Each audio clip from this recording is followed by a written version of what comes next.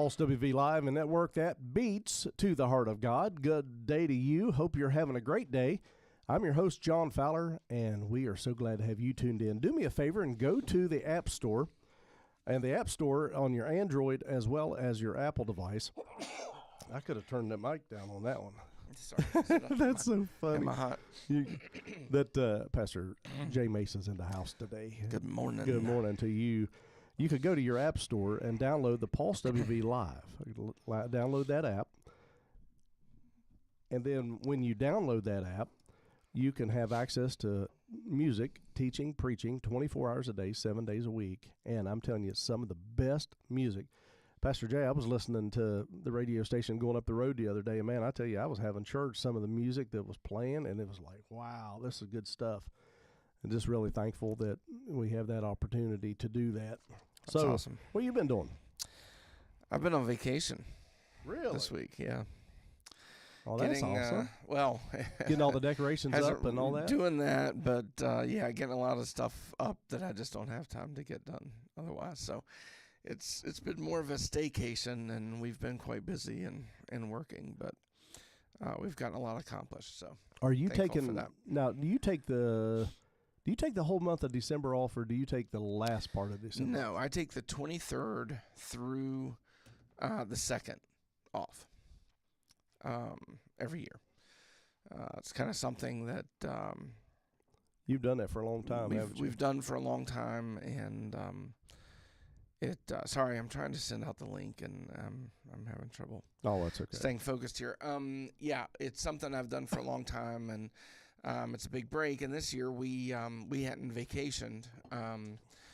Just I don't really know why we didn't vacation, but just nothing ever worked out for us to vacation this year, and we never really thought about it or made plans.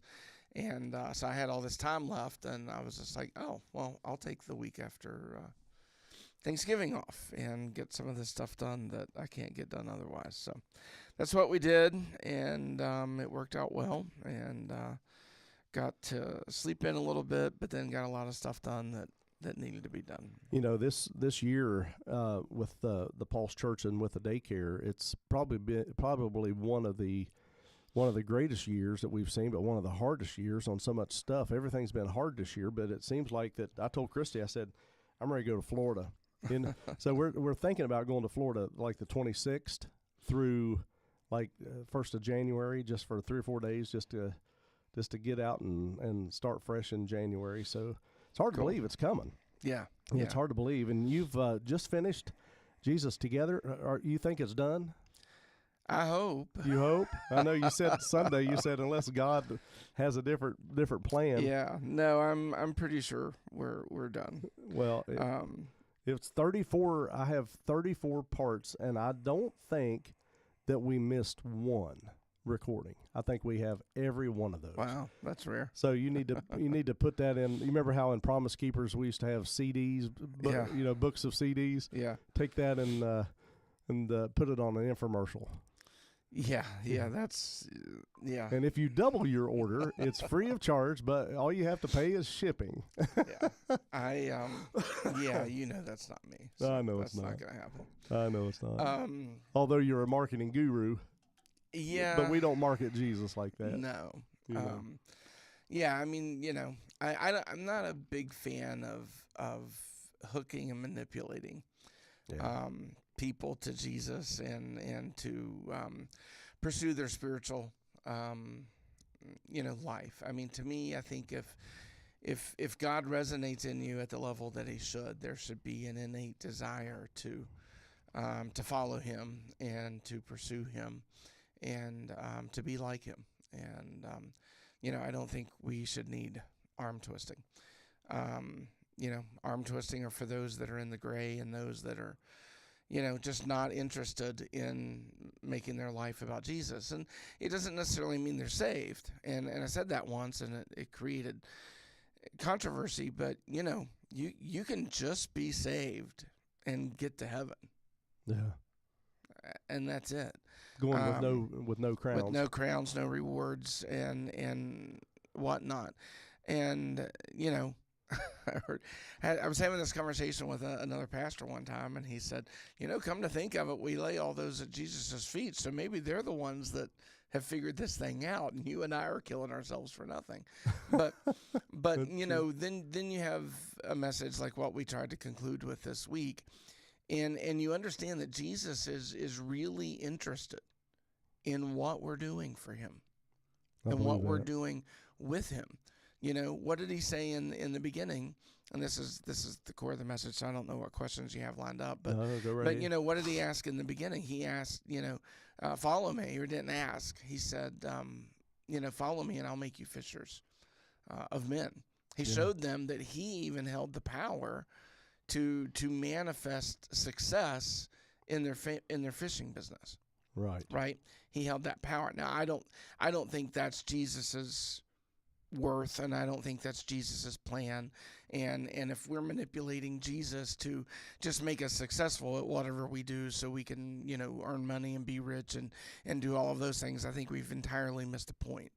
But now, does he promise to prosper us, and does he promise to grow us and everything else like that? Yes. Do we get blessings, under his wing? Yes. But I think sometimes we can materialize those rather than spiritualize those and not really be walking in the mind of Christ. Mm-hmm. And I think that can be a real problem. It doesn't mean that we're not saved. Again, it just simply means we're not walking in the mind of Christ. We're not pursuing the things that are important to him and the things that matter. And, when we get to this message, his first question to those disciples were, have you any meat? And I think what he was ideally doing was he was asking them, what have you done with me? Yeah. I told you I'd make you fishers of men, and you've chosen to go back and be fishers of fish. Yeah. You've chosen less. You've chosen the world. You've chosen comfort. You've chosen all of these things. Mm-hmm. This is not what I told you would be. One of the things that let me read something to you here, because as I've listened to your messages, and, I'm not trying to get brownie points, but I don't think I've missed one. I think I've heard your whole series. so like, how Bob got that You're plaque? one of the few. you know how Bob got that plaque? I think I should get one. Yeah, I think so. Yeah. So anyway, I'm just teasing. John 21 talks about, after the night of catching no fish, the risen Christ appeared on the shore of the Sea of Galilee. After directing them to let down their nets for a catch, Jesus prepared and served them a breakfast with bread and fish. Now, here's my question. Where did the fish come from? From Jesus. Was it from the catch, or was it from... And the reason why I ask this question, okay, there was bread there, and there was fish.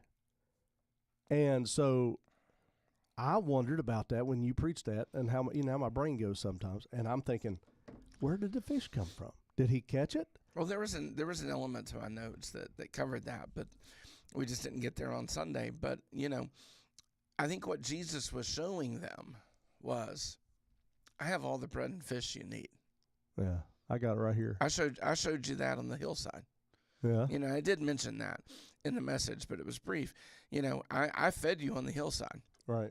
And everyone was full, and we had leftovers. So I have all the sustenance you need. Right.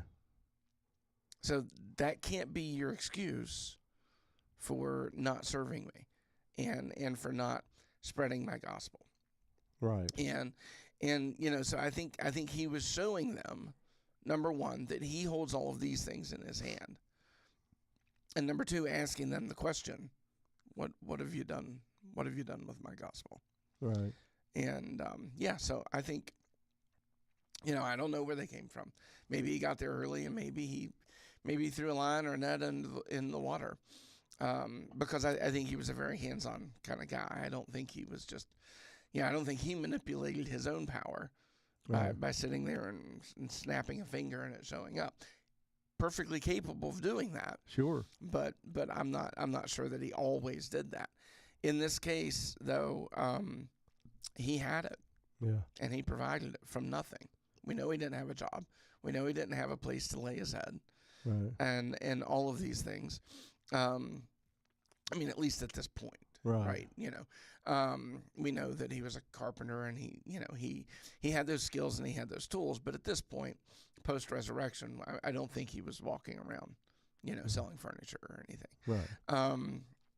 So at this point, I would say my only response to that is it came from him. Right. Whether it was by his hands or whether it was by his spirit, it came from him. And I think it was his way of showing us, I hold all that you need. Right. In my hands. Right. I'll supply your need. But I need you to tell my story. So when you think about the oh, that's all right. I've turned it down too. It's like the West Virginia crud for some reason in all of us. I can't shake it. Sorry. I'm with you. I took Mucinex this morning. It's like just trying to swim in it. But when I think about the substance of Jesus, and he has everything, he goes against the status quo of things. He goes when the doctor says there's no hope, he is hope. Yeah. When the finances aren't there, he makes a way. And so one of the things that you said in your sermon is hope should have action. Mm-hmm. And I looked up the word hope. It's a feeling of expectation and desire for a certain thing to happen. And so if we don't have hope, and if we don't have the desire, and I wrote this down when you were talking about, going to heaven empty-handed, so to speak, we have salvation that lacks motivation. Mm. I wrote that down because, if we're going to heaven empty-handed, then that's basically what we have, salvation with no motivation. But then you have the hope that should take us, that should have action with it, which means that we have expectation. Yeah. And so, here's the exciting part is somebody told me something a couple of days ago, and it was doom and gloom, what the person told me. And it's like, man, how do you live there? And it's like, I don't live there, and it's like, I sleep well. I have very few sleepless nights, but when I do, it's there's a reason, but it's like there's peace. Yeah. There has to be peace in the midst of everything. So define and talk a little bit about the action that goes along with hope and how those two compare each other. Well, I think we use Mary as our example in that. And in doing that, hey, I sound more like me. All of a sudden, maybe I finally got rid of it. There you are. But Mary, if we look at Mary's life and we kind of picture what Mary's life looked like prior to Jesus, it was without hope. It was dark. It was meaningless. It was chaotic, and I think, and I know we refer to The Chosen a lot, but I think The Chosen does a really good job depicting some of these things. Now, I don't agree with everything The Chosen does, and some of it I was kind of like, really? But I think it does a really good job here, where it shows us the hopelessness of Mary and helps us understand how dark her situation was. And a lot of times, if we're not careful, we will not understand the darkness that people are in and the darkness that people go through. And I think that's what makes Jesus and his life here on earth so resoundingly important, not just because he died on a cross for us. Obviously, that's crucial, but I think because he encountered the darkness in people and he cast it away. Yes. And, people who are without hope, the man at the pool of Bethesda, who was waiting on a man to get him in the pool. How many of us are waiting on men to do what only Jesus can do in our life? How many of us reject the church and reject salvation because of man? when really that's only what Jesus can do. And so I think so many of us are in hopeless places, dark places of our own choosing. And I think a lot of that sometimes, we'll blame this and we'll blame that. And not saying that those things aren't factors, but I think a lot of us choose our darkness. And once we choose it, we get so deep into it that we struggle to find a way out of it. Mary was definitely there. Whether she chose it, whether she didn't choose it, she was, she was possessed. She's depicted as, not being, a person of high character, and doing the things that she did, for the things that she did, and whatnot. Mary was just in a really horrible, dark place. Yeah. And then Jesus. Right. And the famous line that we get from The Chosen from that is, all I know is I was one way, and now I'm different. And the only thing that happened in between was him. Right. And, so she had no reason to live. Right. I imagine because of her situation, many times she pleaded to just die. Right. Right. And then Jesus happened, and she was changed. Her life was filled with hope. She had a desire to want to be with him and to want to follow him, because for the first time in her life, he gave her hope. Right. And, when we see that and we look at Mary, we were talking before the show that, Jesus' mom was the only one with him from birth to death. Well, Mary was the only one with him post-death. Well, that's true. Yeah. She was there at the cross. Right. She was there at the tomb. And if you stop and you think about that, when things get hard for most of us, or things don't happen exactly the way we want them to happen to us, what do? We get whiny, we make excuses, and we go away. Yeah. Right? Which is exactly what the enemy wants us to do. Sure. Right? Because what is he doing? He's taking away our hope. Right. Oh, well, I didn't get this, and so that means, and you know how it is, as pastors, people put words in your mouth that you never say. Well, that means Jay thinks this, or Jay means that. No, it doesn't. Have that conversation with me. Yeah. Because I can speak well for myself. I don't need anybody to speak for me. Right. Right? So have that conversation with me, and everything else. Don't just imply what you think I'm thinking, because you're 90% of the time going to be entirely wrong. Right. I'm not saying I'm perfect, but a lot of times I just miss stuff. Yeah. It's not because I'm purposely neglecting stuff. Right. It's just my mind is 1,000 feet further down the road. And, so it's easy to lose hope in me. It's easy to lose hope in a church. It's easy to lose hope in someone. And in Jesus, however, Mary never lost hope. Right. She endured the cross because her hope was in Jesus. She endured the tomb because her hope was in Jesus. She endured the guards because her hope was in Jesus. Yes. She had no fear of these things because her hope was in Jesus. Right. Right? And what we see is because of her hope being so strong and driving who she was, what she was, where she went, and everything else, we see that her hope in Jesus constantly turned to action.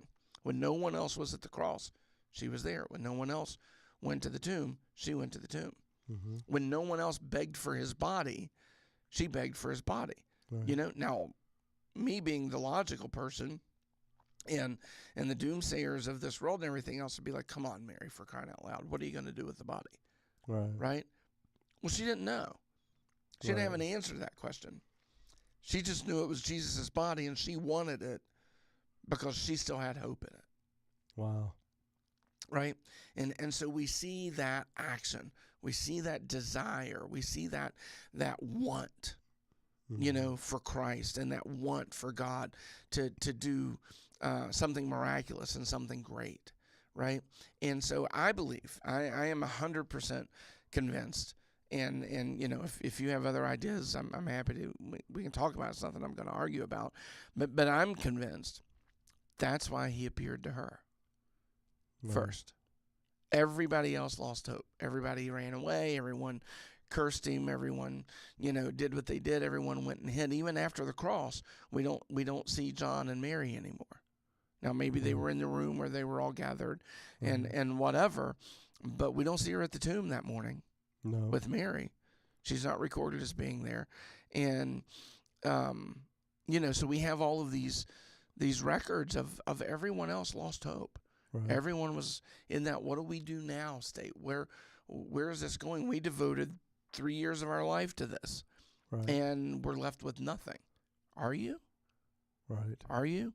And I think that's the question that Jesus wants to ask us all the time. Right. Is have I really left you with nothing? Because I'm cooking fish and bread here. Right. Right. I'm still who I was. Yeah. All those years. Right. I can still do what I did then. I can still supply.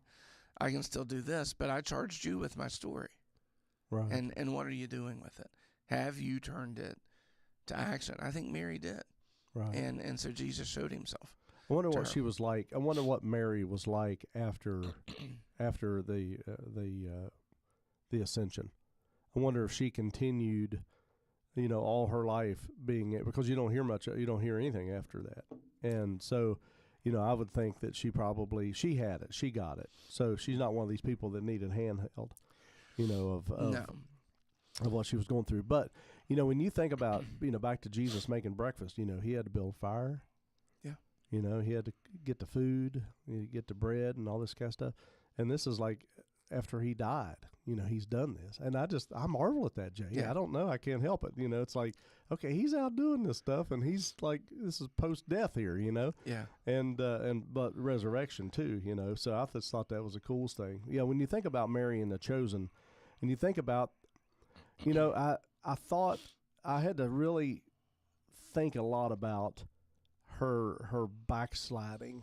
I don't believe that. Yeah, I don't really either. And I thought that just didn't rest well with me, on that, because I think she got it. And when she got delivered, she was there. I agree. And God set her free. I understand the point he was trying to make, and if you heard his editorial comments about that, he said, he could have chosen anyone, but Mary was the easy one to choose, to show.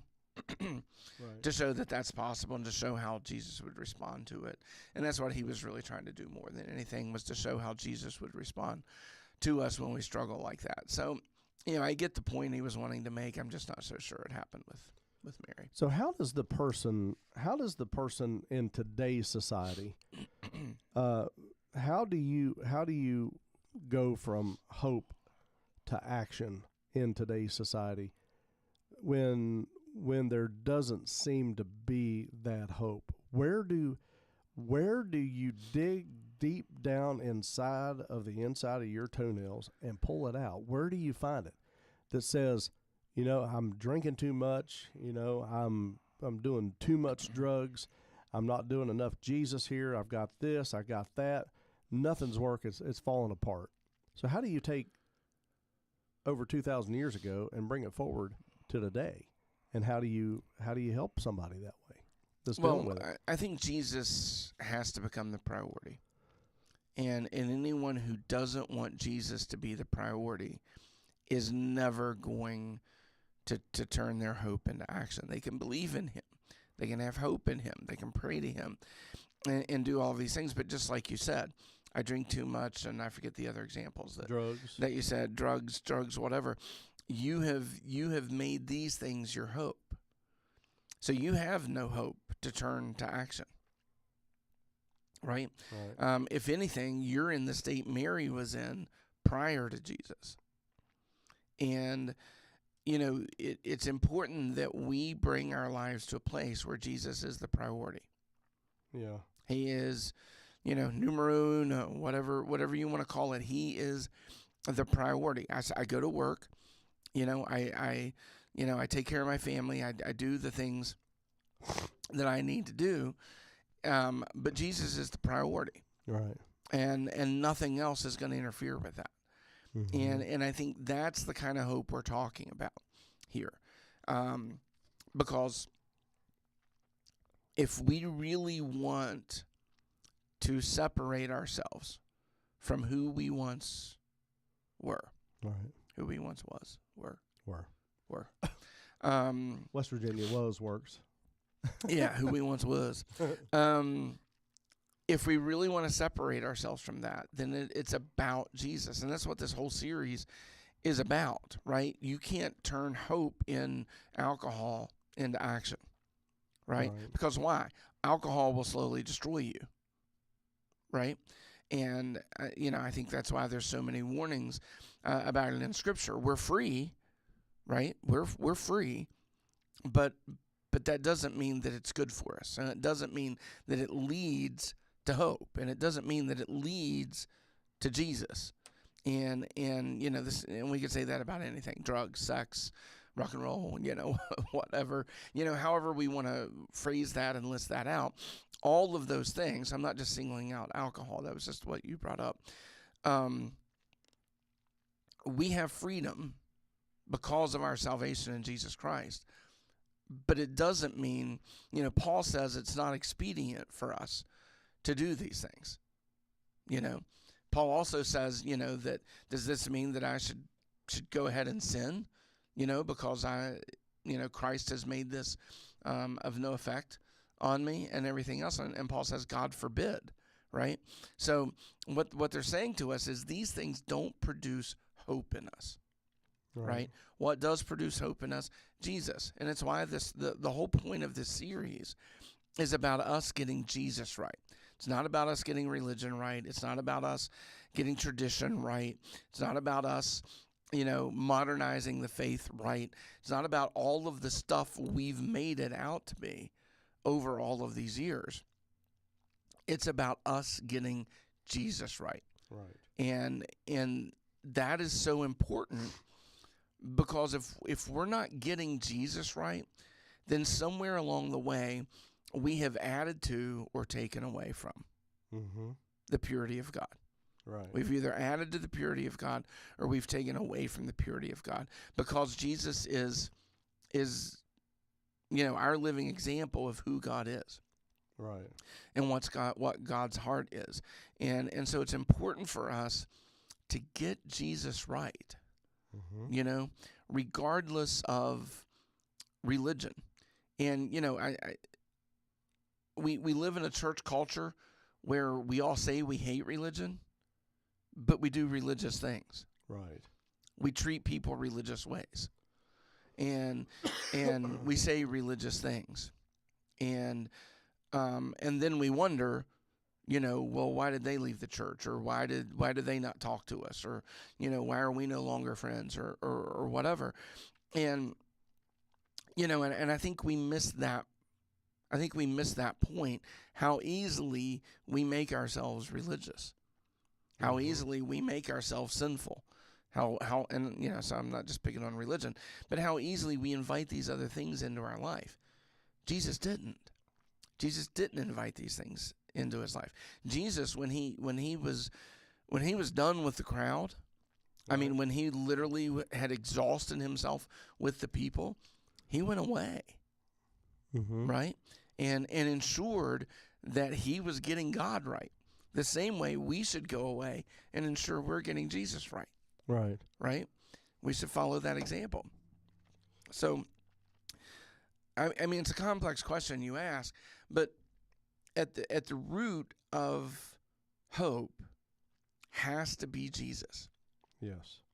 Because nothing else gives us hope, nothing else produces hope, and nothing else allows us to minister hope, Right. which is ultimately Christ's goal, right? By asking them if they had any meat.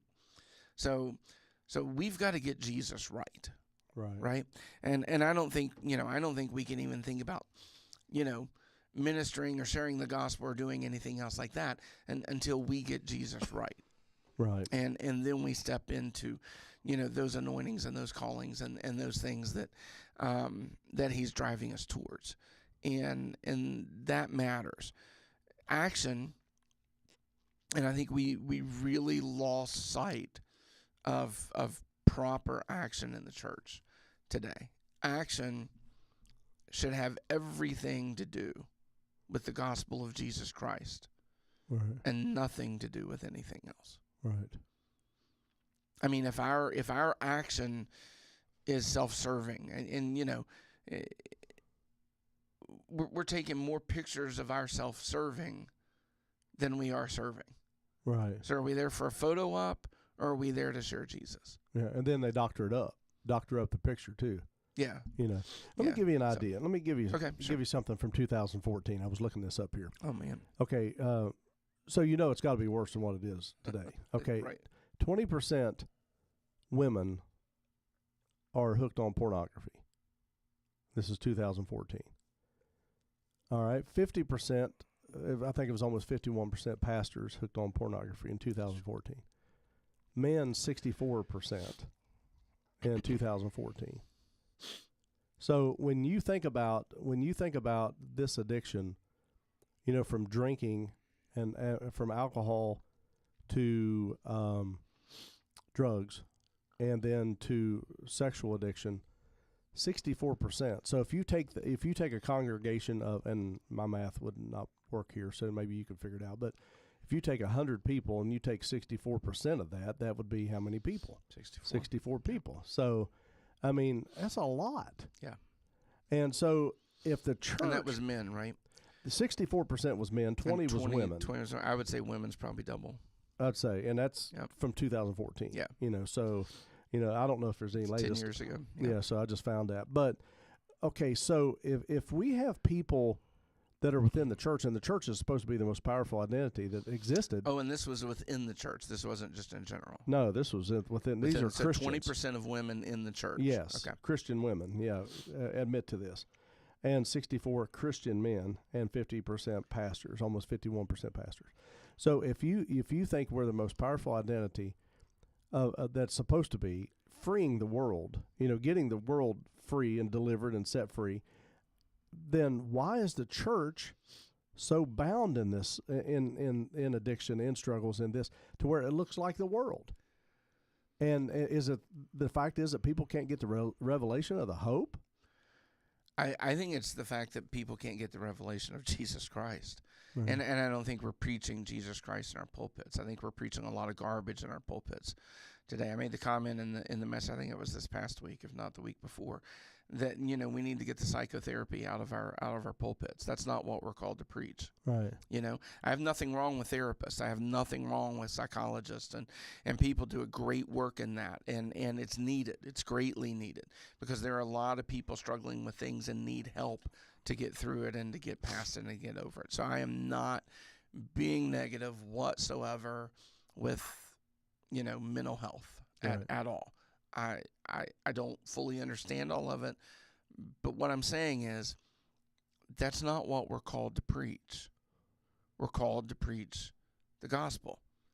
Therapists have an office for a reason, because they need the one-on-one ability to talk and share with people and help them scientifically move in through their struggles and move through their situation so that they can be, healed from it. Right? Our pulpits need to be full of nothing but the gospel of Jesus Christ. And that's my point. It's not, it sounds negative when you say it, and it sounds like you're being mean and harsh when you say it, but no, I'm just saying that if Jesus is our hope, then Jesus has got to be preached. Jesus has got to be shown. Jesus has got to be shared. Mm-hmm. Right? And here's the thing.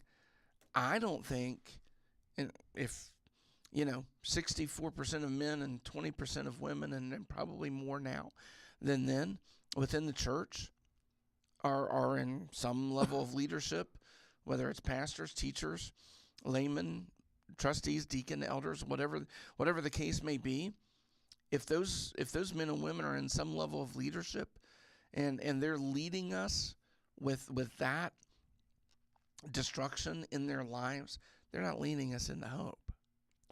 Right? Because if that's in your life and has a hold on you, then you can't share the full embodiment of who Jesus is, because you haven't accepted it yourself. Mm-hmm. And so I think, to answer your question and to get to your point, because there's a lot to unpack there, but ultimately, I don't think we're getting people to Jesus. Right. I mean, we could talk, we could talk and break that down and unpack it a lot more. But I think ultimately the answer to that is we're not getting to Jesus ourselves in positions of leadership in the church. Mm-hmm. And as such, we're not getting people to Jesus. Because let's think about it, using pornography as the example, right? What does that do? It destroys marriages. Yeah. Absolutely destroys marriages. Because, some of the things I've read on it and everything else, what it does is it puts an unhealthy expectation on the marriage, an unhealthy expectation of what sex in the marriage should look like, because we're not smart enough to realize these people are actors, right? And so what we see on the screen isn't real sex; it's acting, right? Now, I'm not well versed in pornography. My aunt guardrailed me from that years ago. So I don't have a lot of experience to speak from. Right.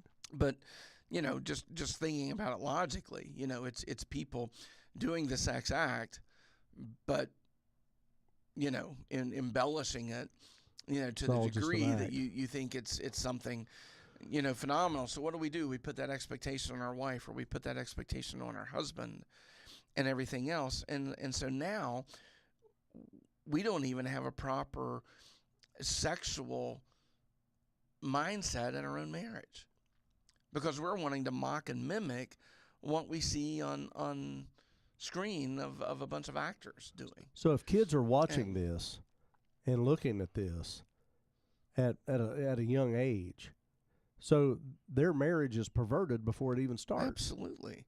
Yeah, because they're putting expectations on themselves, on each other, to perform. Right? Rather than engage in proper intimacy.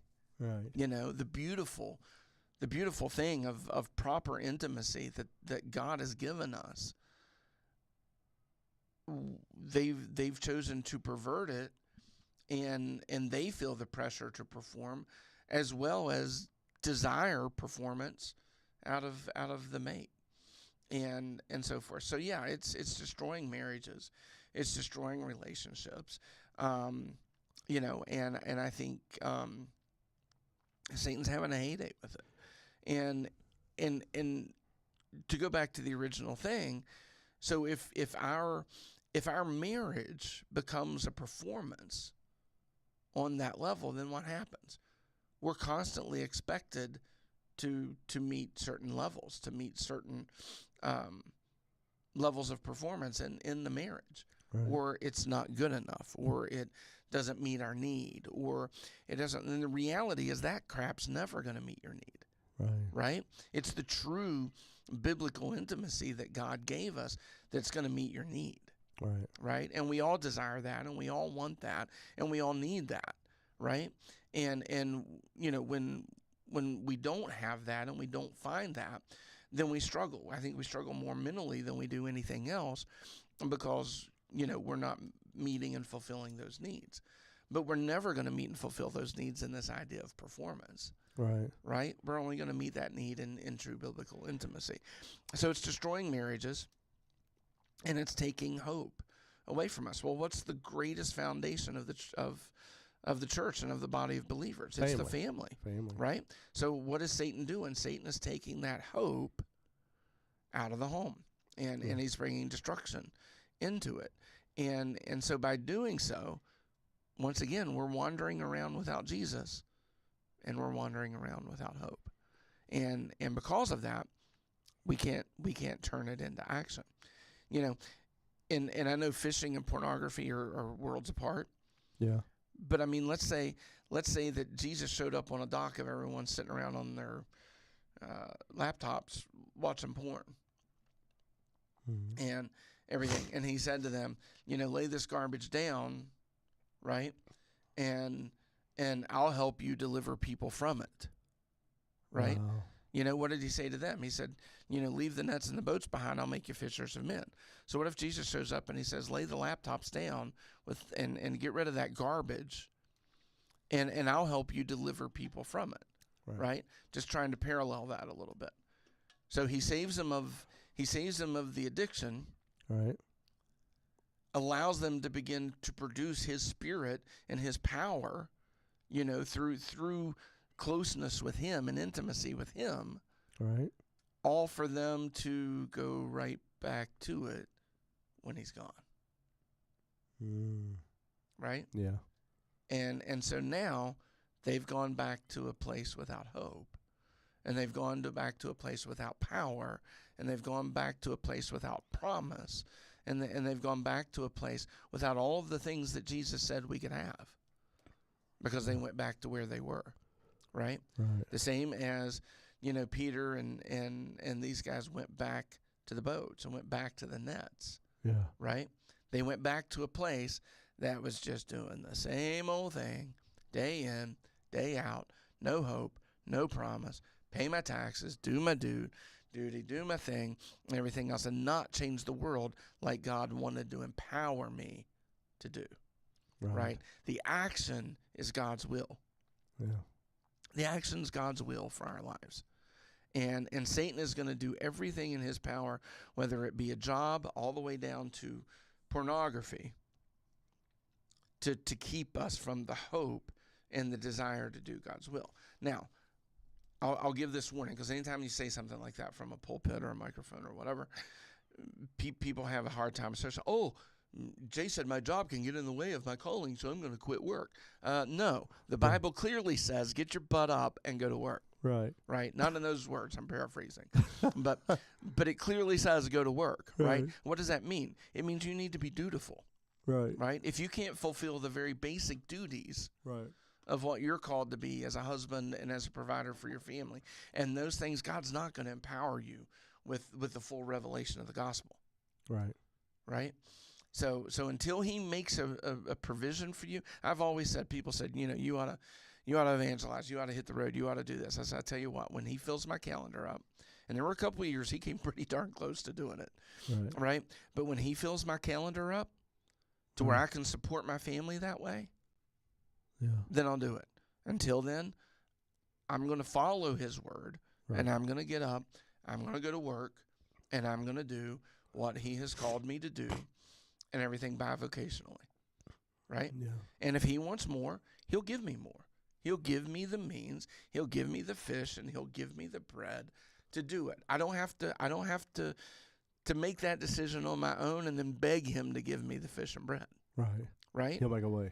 He'll give it to me and show me that way well ahead of time. And, you know, we put our hopes in front of us more than we put God's hope in front of us. And God's hope is Jesus. Yeah. And that's the whole point of this series is I got to get Jesus right. Yeah. You know, I've got to watch how he treats people. I've got to watch how he talks to people. I got to watch how he handles the unruly. I've got to watch how he handles the religious. I've got to watch how he handles all of these things. And I've got to become that, right? And I've got to find the spirit, and I've got to find the will, and I've got to find the desire to become like that. Right? And that will produce hope in me. Not hope in who I am or not hope in the world or any of these things, the things that will pass away. But I will find my hope in Jesus. Right. And it's that hope that then turns to action. By sharing him, sharing his gospel, and utilizing the powers and the promises that we've been given to do that, not take advantage of them. How long has it been since you've spoken with a teacher in the public school system? Almost every day. My son's one. Right. So we talk all the time.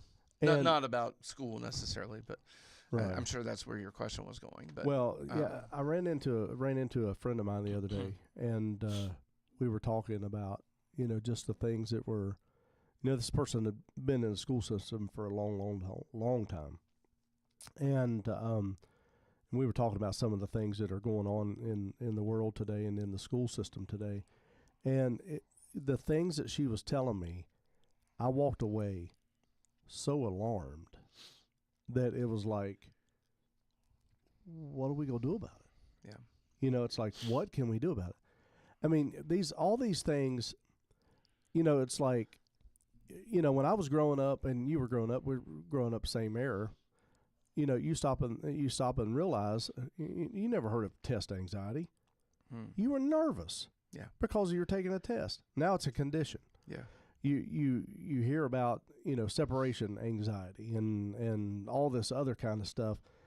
And if you go and you look at it, and I found this at the Christian school one time, one of the old dictionaries for back in the 90s, and I compared it to the dictionary of today. A lot of those words that were in today's dictionary weren't in the dictionary in the 90s. So a lot of this stuff has been created. A lot of this stuff has come around. It's not like that maybe it didn't exist, but it's like people, Pastor Jay, are letting this stuff. And I'm not saying, let me run this disclosure. I'm not saying that you're not going through something.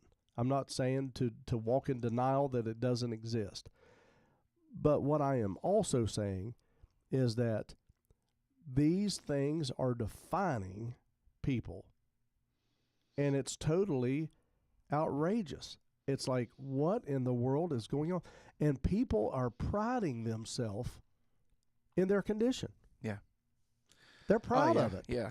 They're proud of their sickness. They're proud of their addiction. They're proud of their, whatever. Yeah. And it's like, how does that tie into Jesus Together, part 34? Because, I walked away and I looked at Christy and I said, whoa. Yeah. I can't imagine being a teacher today. Honestly, those types of things I don't talk a lot about with Lou because, of course, they're not allowed to disclose things. But I know I have several teacher friends, people I went to school with. They've been in the teaching profession for, close to 30 years at this point. And they're saying between the government, the local politics, and then just parenting and the things that come out of the kids from the home and from their life, that it is impossible to teach at a high level anymore. And that's why test scores are down. That's why, people aren't excelling in careers anymore. We see that every day. I'm going to be honest with you. The last 3 or 4 people we've hired from the tech schools rather than colleges, because, the people from the colleges just aren't able to swing it.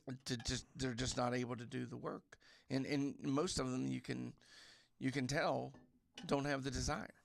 Yeah. And I don't want to get way off track, but I know for a fact and that's all I can say. I know for a fact that college is one of the biggest marketing schemes on the face of the planet. Now, don't get me wrong. I believe in education. I believe the more we read, the more we know, the smarter we are, the less history repeats itself, and the better things we do in life. So I am all for education. But I don't believe we're getting good education. I'm going to be honest with you. When I went to Nitro High School, we had umpteen PhDs on the staff. And I took accelerated classes from all of them. And I'm going to be honest with you, and the schools I've been to, I received a better education my junior and senior year at Nitro High School than I did in college. Right. And, I think, and when I say it's the biggest marketing scheme, is I say that because we have kids show up to do interviews that are demanding this starting salary, that starting salary, and this and that and the other. And I'll just look at their resume, which is nothing but education, and I'll say, show me on here what merits that. Well, I have my master's from this school. Give me a situation. So how do you deal with? Congratulations, but Yeah. What's your work experience? What's your know-how? What's your hands-on? What's your practical application? Give me something, right? I understand you don't have work experience and you got to work to get work experience, but what did you do with any of this? All right.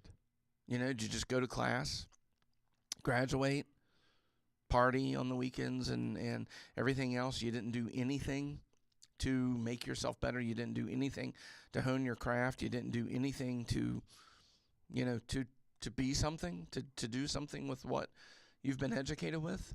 Right. I mean, because all you're giving me right now is a piece of paper. I need more than that, right, to consider hiring you. But these kids that come out of the tech schools, man, they're hungry. They're hungry. They're hands-on. They're practical. They're doing practical application every single day. They come in with examples upon examples upon examples of their work, right? And everything else. Well, that's what's going to speak to an employer. Right. I care less what you give me on a piece of paper. Right. I really could care less. Got to back it up. And everything else, but show me what you're doing. And so we take all that before people are thinking, wow, they're just jibber-jabbering and not even talking about Jesus. No, I think we really are, because it's the same thing, right? Yeah. It's the same thing. I can tell you I'm a Christian, right? Here's my resume. I'm a Christian. Depart from me. I never knew you. Wow. Right? No, wait. It says right here. Christian, I was saved on this date. I've got it written in my Bible. I was saved on this date at this time. Baptized here. Joe Smith preached it that night and everything else like that. I've held on to that for my whole life. That's been my testimony for my whole life, because it's the only thing I've done. Yeah. Right? And I said this and rubbed some people the wrong way. Without imagine that, right? But yeah, no, we should not have the same testimony. No. If you have a God moment and you want to testify about it for 2 or 3 weeks, I get that, okay? Right. But what it tells me is when you're testifying the same thing over and over and over and over again, you're not doing anything. You've got no practical application. You've got no hands-on experience of what God is continually doing in your life every day. New revelation, right? Or experiences. No new revelation, no new miracle moments, no new encounters, no deliverances, no nothing. There's nothing working in your salvation. Wow. Right? And that's the action we're talking about. When we're lost in Jesus, I mean, when we are absolutely consumed in him, we can't help but talk about him. We can't help but share him. And we can't help but walk in the promises and power of his resurrection. Mm-hmm. Can't. Right? Yeah. And my testimony, now I can tell you of things that God did for me years ago.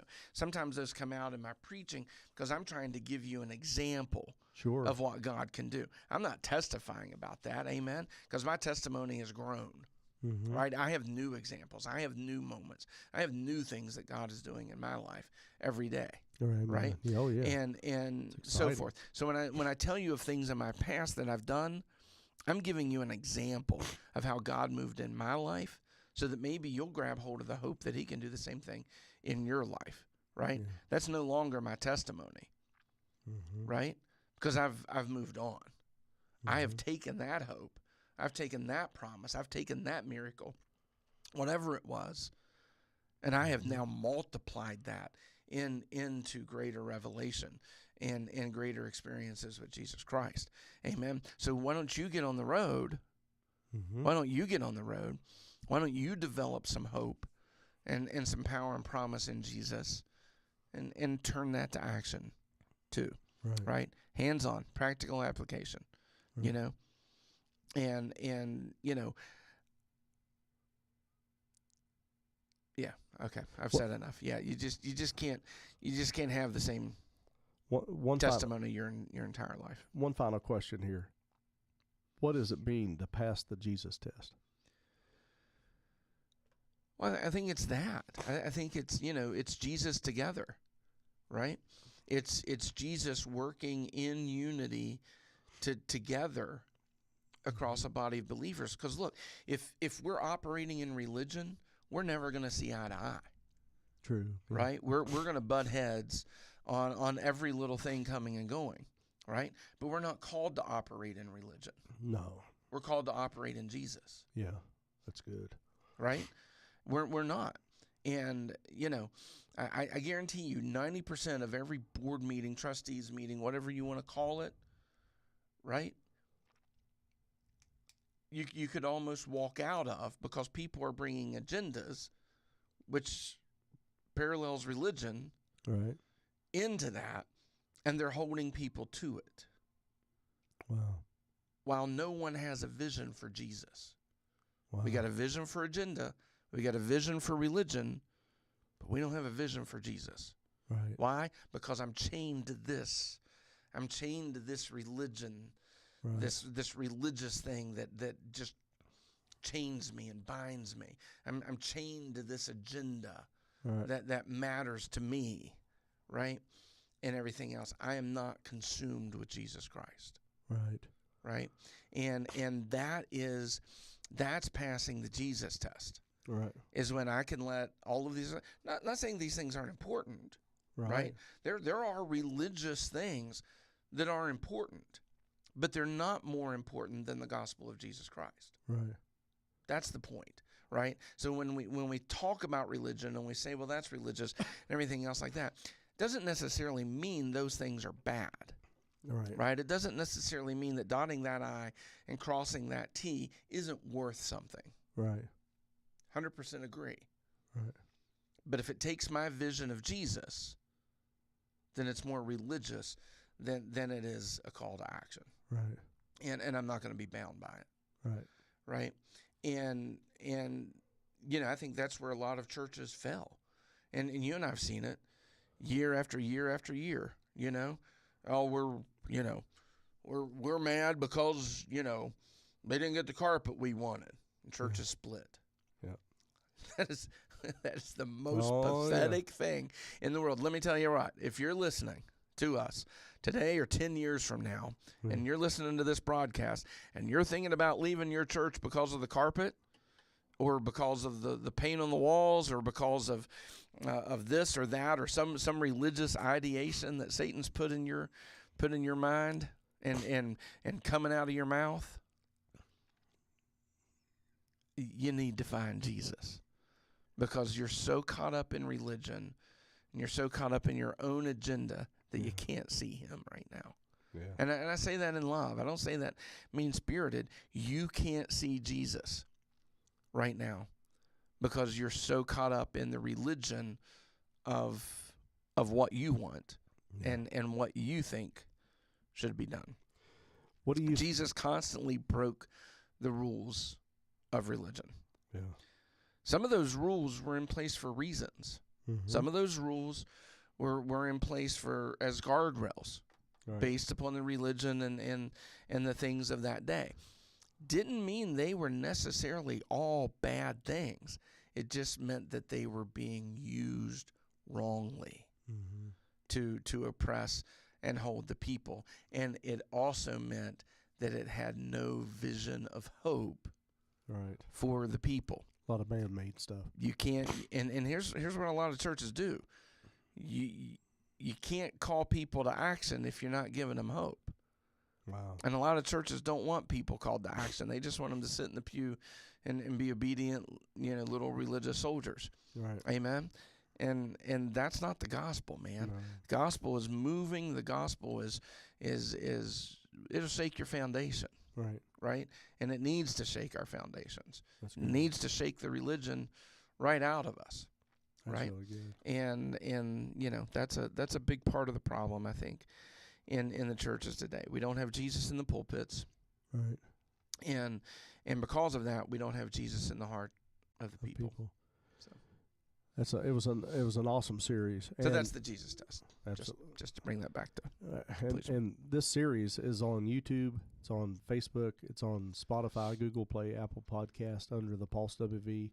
And I encourage you to go and listen to the whole series. If you're on a trip, you can listen to them all while you're on the road. So Star Chasers begins this Sunday. It does. And to not date this thing, but Lord willing. But so what do I expect out of God Chasers, Star Chasers? Star Chasers. Yeah. You know, there Tommy are Tenney's book. There are people in this life as well as in Scripture who see something greater than themselves, and they pursue that. They know that what they have is lacking, or they know that what they believe is not going to get them where they feel called to go. Right. And so they chase something bigger.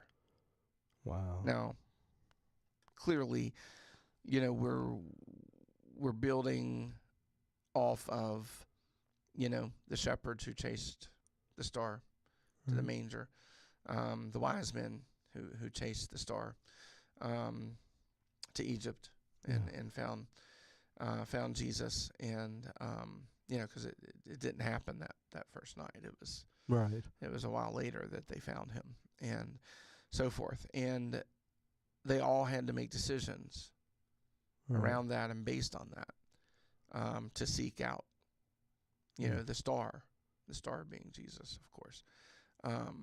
That's good. Or figuratively of Jesus.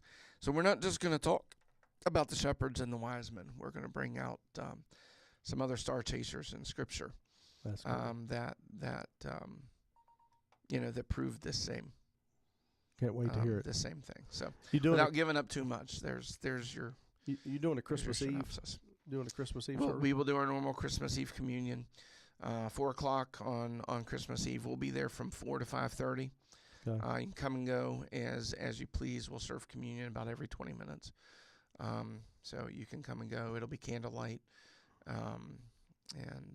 You know, it's my favorite service of the year. You do any musical services? Yes, we're doing on the 17th. Is that right? I think it's the 17th. At 6:00, we will do our Christmas concert. It's going to be more of a traditional concert this year. You know, we've had some changes in our worship team, so instead of doing a night of worship, we're going to do a traditional Christmas concert this year on the 17th. Can't wait. Absolutely. Hey, if you're not where you need to be with Jesus, man, you know, the Bible just says that you need to believe in Him and have hope in Him. Yes. You know, one thing you can do is to pray and just ask Him to forgive you, to come into your life and to walk with Him. You know, I want you to do that today because it's the right thing to do. It's the right season for you to accept Him into your heart and life, and we want you to do that today. And if you need a Bible, let us know, and we will send you one free of charge, courtesy of the Pulse WV Live.